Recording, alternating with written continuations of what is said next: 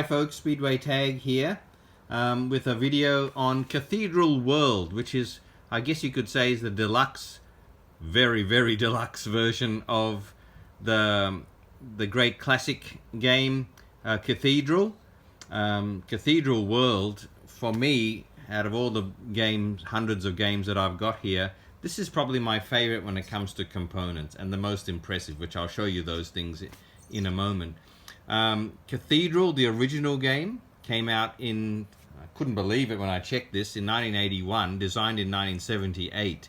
Cathedral World, this one, we picked up in the early 2000s, but I can't find any information as to when it was published. But and there's a big difference, obviously, in the quality of these two games. Cathedral, the original, looks like that. So you've got the 10 by 10 really nice wooden board, and the pieces, that's what the bottom of the board looks like, and the pieces get placed like that. And these are very nice wooden pieces, but not too much detail on them. Pretty much just glorified Tetris pieces. And there's the cover of the version that I've got. But this video is not about the original Cathedral. This video is about Cathedral World, which, as I said, is a global version of the game with amazing quality components. There's the board, and the thing about this version of Cathedral is that every piece, the pieces are over there, I'll show you those in a moment individually, and including the board, every component is representative of some great global structure around the world. And so even the board, we're reminded that, you see on the back here, it tells us that the walls around the board are right there, you see it, the Great Wall of China, the Wailing Wall, the Wall of Marrakesh, and the Zimbabwe ruins. So you've got Marrakesh there, you've got along there is the Great Wall of China, that's the Wailing Wall along there, and of course that is the Zimbabwe ruins. I think I've got those four correct. Anyway, beautifully, they call it, the quality of this is, what it's made of is polystone, but it just feels like really hard stone, and it's, have a look at the quality on that, on those Zimbabwe ruins. Amazing. You can see here as well, absolutely amazing quality. You'll probably hear me saying that too much during this video. Before I show you the pieces, which really is what makes this game pop, just briefly, if you've been living under a rock for the last 30 years, the way you play Cathedral is each person gets their pieces in their color, so cream and brown. And what you do, the first person, who's the cream player, will go first, and they get to place the cathedral, or in this version it's called the people piece, because, get ready for this, because this is probably the best looking piece of them all.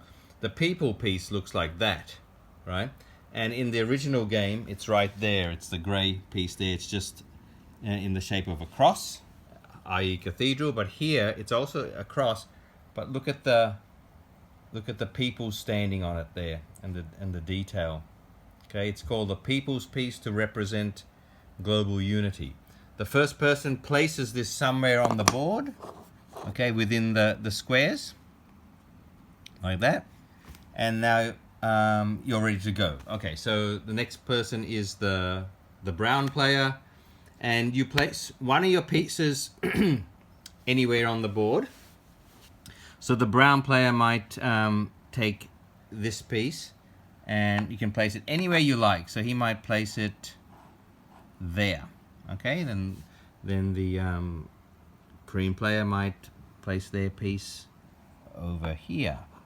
What you're trying to do is first of all, you're trying to get as many of your pieces on the board as possible, because the winner is the person who is left with the least number of not just pieces but squares that the pieces take up. Okay, so if I've got a piece like this, which is 1, 2, 3, 4, 5 squares, and you're left with this piece which takes up 3 squares, you're going to win. Okay, all right, so as we keep playing, okay, it's the brown player's turn now. He might do something like this. Okay, now this is a very quick and easy way to show this.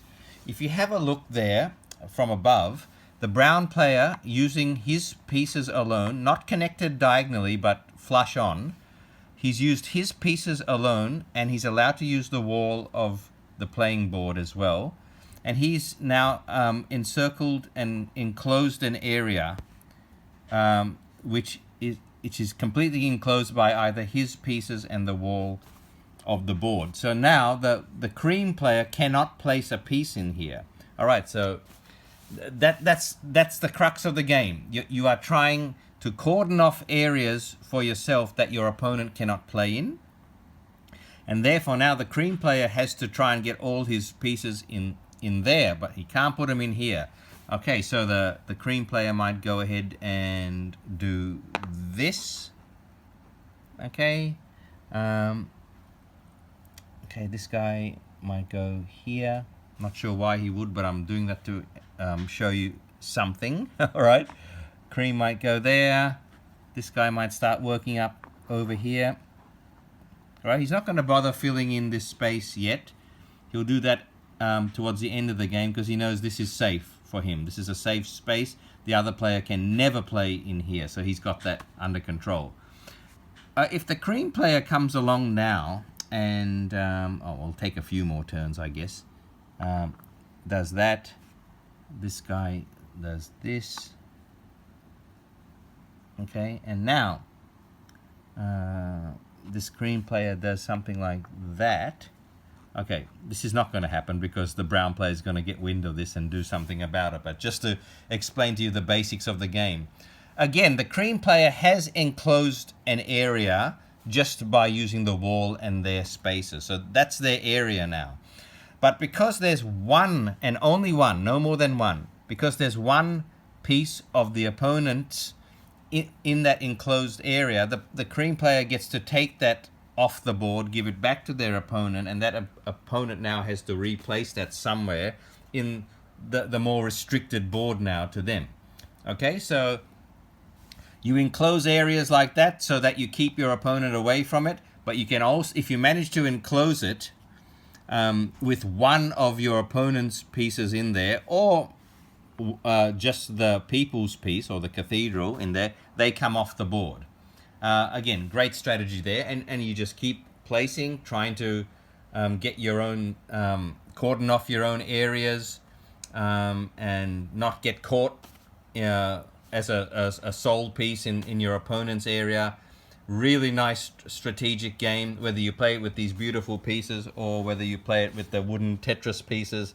Equally fun, equally strategic. Now, what I do want to show you here, that's basically how the game goes. Okay, so now I actually want to show you these wonderful pieces, and I've mixed them up. Typical, isn't it? All right, so I'll try and get them back into order, so you guys can get an idea of what's going on here. That's probably not the right spot. I'll work out where that goes in a minute. That one's going there. This one is going there. This is here, I think. No. Oh, I don't know. Got no idea where this goes. Oh well. We'll work that out soon enough. Okay, this is going here. Okay. Oh, where's my... Okay, oh, I see. This is going there. The 3-piece is going there, and this is going here. Okay, I hope I've got that right. Sorry about that. All right, so that's the way the game goes. And now I've explained to you, or I've told you what the 4 walls around the board are representing. And now for the geography lesson. Okay, because now I want to show you the individual pieces because they're that good. Okay, the pieces that take up only, as you can see, 1 square. Very handy for slipping in one that's that you need to close off an area quickly, or you want to get one onto the board at the last minute, these 1 square pieces are very handy. That first one, of course, is the Statue of Liberty. And I hope you can see the detail on her, the Christ the Redeemer statue. Okay, right there. This is, now this one was called the CN Tower. Okay, and this one is the Sky Tower in New Zealand. The CN is in Canada. This is the Sky Tower in New Zealand. Okay, I won't pick them all up. I'll try and pan through them. Then we've got the Temple of Inscriptions right there from Mexico. The Aqua Mosque from Iran. The Moais, I think I'm pronouncing that probably wrong. But you know those straight away, don't you? Look at that quality, amazing. The statues from Chile, and that wonderful looking thing there is a stave church from Norway. Then of course the very familiar Eiffel Tower, Leaning Tower of Pisa. Gosh, what's that one again? Oh, it says here in Japan, the Odawara Temple, and that is the Petronas Tower in Malaysia. Okay, how are we going here? We come down to here. That's the Clock Tower in London. I think that's supposed to be Big Ben, I assume. Okay, that's probably Big Ben. Beautiful. Okay, then we've got, where are we? Okay, then we've got the Greek Parthenon right there. All right, the Pyramid of Giza, and next to that is the Taj Mahal. Let's have a look at the Taj Mahal. Beautifully done. Okay, look at even the paving there. Looks so good, doesn't it? All right, then I'll get through these reasonably quickly. The San Bernardo Convent right there. This one here in Argentina, I believe. Cambodia. Look at those bits and pieces that make that up. That's called Angkor Wat. Then we've got the, I can never pronounce this one right. That one right there is from Burma, and it's the Shui Zigon Pagoda and the Budapest Parliament right there. It looks fantastic. Moving right along, we've got the, from Jordan, the Al Dir. Okay, and in Mali, the Jen Mosque right there. I'll pick that one up actually because that looks absolutely magnificent. Okay, then we come to La Sagrada Familia. If you've got the game Sagrada, that's where your stained glass windows are coming from. Boy, that looks really great. So well designed, so well made. The detail is quite stunning. And then that's Machu Picchu in Peru, of course. Okay, that's there. Just 4 more to go. The crosses. Okay, this is St. Basil's Basilica in Russia. That's finally, I get something from my own country, the Sydney Opera House. So proud to show that one. And then the last 2, this one's in Germany, the Neuschwanstein Castle, right there. Tried my best with that pronunciation. And this one I love, from Ethiopia, the Lalibela. I think that's how it's pronounced, but look at that. Okay, beautiful. And of course, again, the People's Piece, working as the cathedral. There you have it, Cathedral World. The